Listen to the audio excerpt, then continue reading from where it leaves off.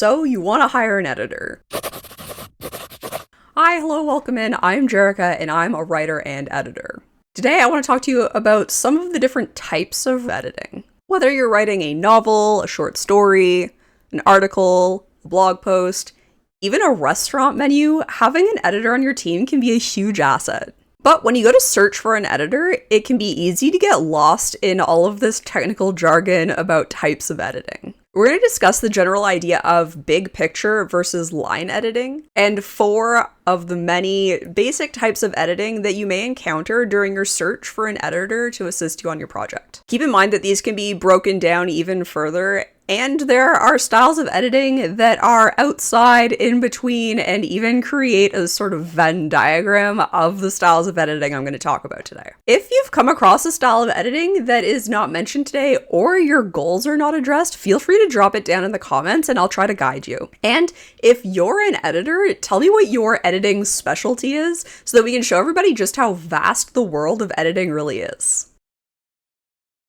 The biggest problem is that not all editors are working off of the same definitions. And that's why understanding your goals is just as important as learning some of this technical jargon. Some terms have even become interchangeable. That's why accompanying each of the types of editing I address today, there's a section that starts with, you know this editing is right for you if. One of the easiest ways to distinguish types of editing is what we call level. This indicates whether we're looking at sentence structure, grammar, and spelling, or paragraph order, story elements, and message. The former is more technical in nature, often called line editing, while the latter is big picture and is more stylistic or subjective in nature. Of course, this means that there are editing styles that sit everywhere along that spectrum, and some are a little harder to parse if it's one or the other, or more likely a combination of the two. We'll start at the top with developmental editing and work our way down. This is a bit of a weird one since it generally starts really early in the writing process. In fact, you may not even have a completed piece before you're searching for a developmental editor to work with. I think this is why it gets confused with substantive editing or used interchangeably with substantive editing. People don't realize you can discuss a piece of writing with an editor before you've actually written the thing. The goals of developmental editing are to develop the ideas. Your editor will make notes and suggestions on where scenes should land, if the climax is in the right spot, and if your plot makes any sense. Or if you're working on something more nonfiction or academic, they'll consider the order of your arguments, your sources, and if your thesis is clear and strong. You'll know you're ready for developmental editing if you have an outline and maybe a few scenes or talking points written. If you're a discovery writer, you may be looking for a developmental edit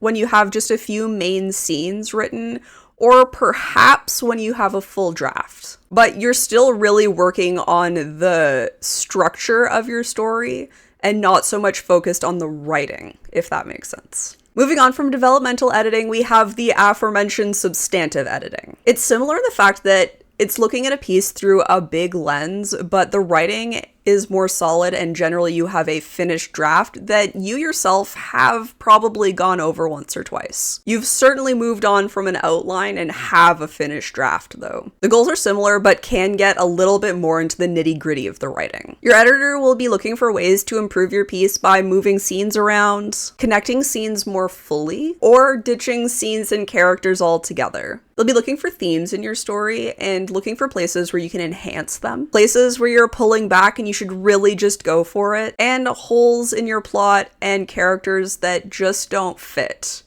I'm afraid substantive editors are here to assist you in killing your darlings. You'll know you're ready for substantive editing if you have a finished draft and your sense of story is pretty strong, but you're still open to big changes. With our own writing, sometimes it's hard to see the forest for the trees. It should be readable, but the final polishing is yet to be done. After substantive editing, there is a bit of a gap here. It feels like a huge jump from substantive editing to copy editing, but copy editing is maybe also the level of editing that has the most breathing room when we look at what tasks may be completed by a copy editor. Some people would slot stylistic editing in here as a stepping stone, but I prefer to talk about it as a heavy and a light copy edit. So what is copy editing? It's a line-level edit that can look at anything from grammar and spelling to sentence structure, fact-checking, and narrative consistency. It's possible that you'll also see these things described as line editing, stylistic editing,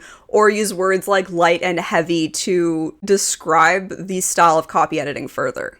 Like I said before, there is an argument to be said that stylistic editing can be a stepping stone in between substantive and copy editing, but for the purposes of this video and its accompanying blog, I'm just going to call this a heavy copy edit versus a light copy edit. In general, copy editing is used to ensure that the writing is clear, concise, and correct. Of course, while paying attention to voice still, not everything needs to be plain language. Most obvious suggestions, corrections, and changes will be focused on grammar and spelling errors, like misspellings, comma splices and run-on sentences, verb-noun agreement, parallelism, etc. And that's where a light copy edit will likely end. Pushing into a heavier copy edit, your editor may suggest stronger verbs and changes to sentence structure, even if it isn't an error. A different sentence structure or word choice may just help to strengthen your writing by removing redundancies, considering the active versus the passive voice, or just removing filler or empty phrases. Now, there are a few other tasks that may be included in a copy edit, especially if you're working outside of creative work.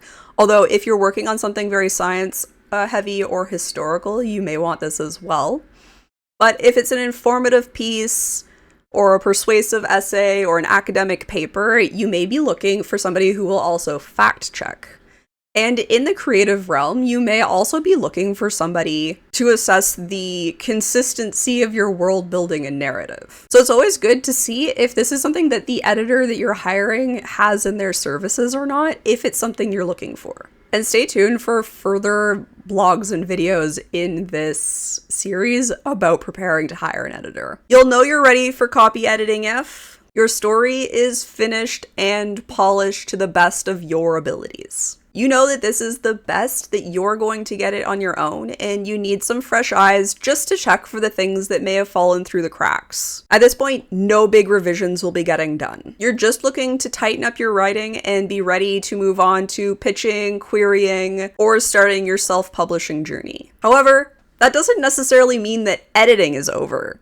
There's one type of editing that may come after copy editing: proofreading. Proofreading does look at some of the same things a light copy edit will, but it goes beyond that.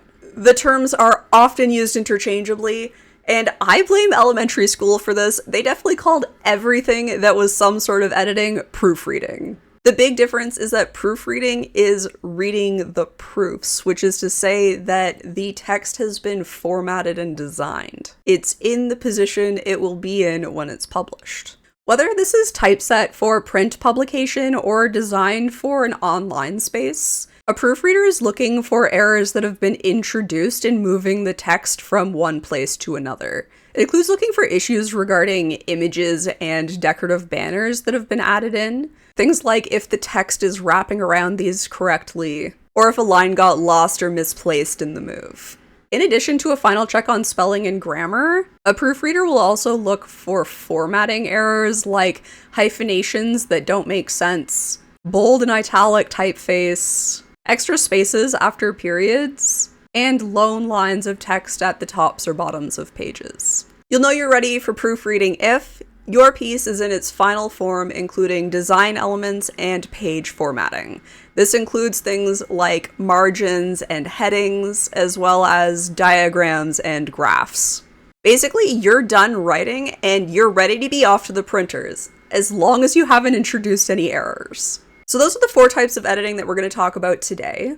But know that in your search, you're likely to come across some other types like structural editing, stylistic editing, sensitivity readers, editing for plain language, and you'll also come across specifications attached to these types of editing. So for instance, you might come across an editor who only copy edits for academic papers, or only does substantive editing for short fiction. Some will only edit for certain genres, or have genres and topics that are off limits. And further, some may define these types of editing differently than I have here. Though there are standards set by governing bodies like Editors Canada and ACES, not everybody's following them. The big takeaway is to know your goals, because these terms are really just search keywords. You won't know you've got the right editor until you actually talk to them. And if you're interested in learning more, this is going to be a series to help you prepare for hiring an editor. Subscribe and hit the bell so you get notified when the next video goes live, which will be about figuring out what your goals and expectations are. Or head to my website and see if the blog post is already up, because those always go up first. Thank you so much for watching. I hope you enjoyed. I had a blast. Catch you next time. Bye.